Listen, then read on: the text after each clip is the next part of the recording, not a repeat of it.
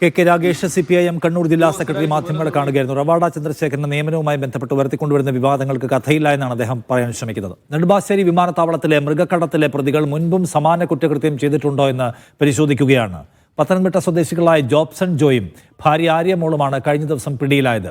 മൃഗങ്ങളെ എത്തിച്ചത് ആർക്കുവേണ്ടി എന്നതിലും അന്വേഷണം പുരോഗമിക്കുകയാണ്. നിതിൻ സേവ്യർ കൂടുതൽ വിവരങ്ങളുമായി കൊച്ചിയിൽ നിന്ന്. നിതിൻ, എന്താണ് വിശദാംശം?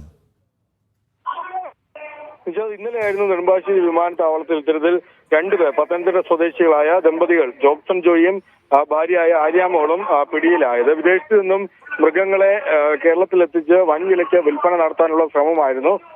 ഇവർ തായ്ലൻഡിലെ ഫുക്കറ്റിൽ നിന്നാണ് ഇത്തരത്തിൽ ഈ മൃഗങ്ങളെ വാങ്ങിയിരുന്നത്.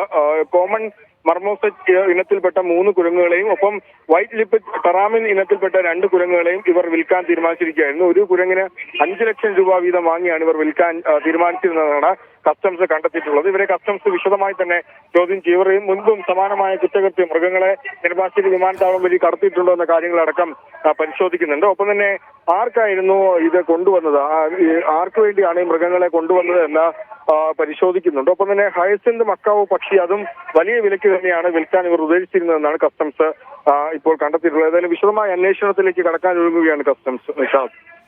ശരി.